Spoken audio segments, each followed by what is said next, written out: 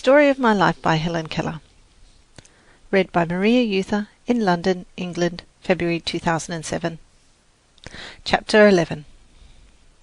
In the autumn I returned to my southern home with a heart full of joyous memories. As I recall that visit north, I am filled with wonder at the richness and variety of the experiences that cluster about it. It seems to have been the beginning of everything. The treasures of a new, beautiful world were laid at my feet, and I took in pleasure and information at every turn. I lived myself into all things. I was never still a moment. My life was full of motion, as those little insects that crowd a whole existence into one brief day. I met many people who talked with me by spelling into my hand, and thought in joyous sympathy leapt up to meet thought. And behold, a miracle had been wrought. The barren places between my mind and the minds of others blossomed like the rose. I spent the autumn months with my family at our summer cottage on a mountain about 14 miles from Tuscumbia. It was called Fern Quarry because near it there was a limestone quarry, long since abandoned. 3 frolicsome little streams ran through it from springs in the rocks above, leaping here and tumbling there in laughing cascades wherever the rocks tried to bar their way. The opening was filled with ferns which completely covered the beds of limestone, and in places hid the streams. The rest of the mountain was thickly wooded. Here were great oaks and splendid evergreens with trunks like mossy pillars, from the branches of which hung garlands of ivy and mistletoe, and persimmon trees, the odour of which pervaded every nook and every corner of the wood. An elusive, fragrant something that made the heart glad. In places, the wild muscadine and scuppernong vines stretched from tree to tree, making arbours which were always full of butterflies and buzzing insects. It was delightful to lose ourselves in the green hollows of that tangled wood in the late afternoon, and to smell the cool, delicious odours that came up from the earth at the close of the day. Our cottage was a sort of rough camp, beautifully situated on the top of the mountain among oaks and pines. The small rooms were arranged on each side of a long open hall. Round the house was a wide piazza, where the mountain winds blew, sweet with all wood scents. We lived on the piazza most of the time. There we worked, ate, and played. At the back door there was a great butternut tree, round which the steps had been built, and in front the trees stood so close that I could touch them, and feel the wind shake their branches, or the leaves twirl down towards the autumn blast. Many visitors came from Fern Quarry. In the evening, by the campfire, the men played cards and whiled away the hours in talk and sport.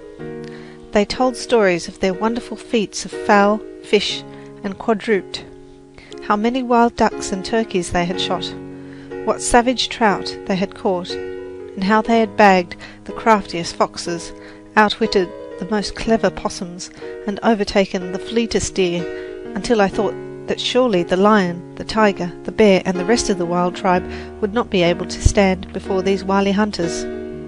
"Tomorrow to the chase!" was their good-night shout, as the circle of merry friends broke up for the night. The men slept in the hall outside our door, and I could feel the deep breathing of the dogs and the hunters as they lay on their improvised beds. At dawn I was awakened by the smell of coffee, the rattling of guns, and the heavy footsteps of the men as they strode about, promising themselves the greatest luck of the season.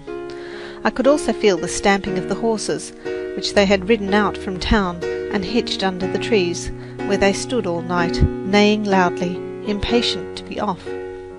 At last the men mounted, and, as they say in the old songs, away went the steeds with bridles ringing and whips cracking and hounds racing ahead, and away went the champion hunters with hark and whoop and wild halloo. Later in the morning we made preparations for a barbecue. A fire was kindled at the bottom of a deep hole in the ground. Big sticks were laid crosswise at the top, and meat was hung from them and turned on spits. Around the fire squatted negroes, driving away the flies with long branches. The savoury odour of the meat made me hungry long before the tables were set. When the bustle and excitement of preparation was at its height, the hunting party made its appearance.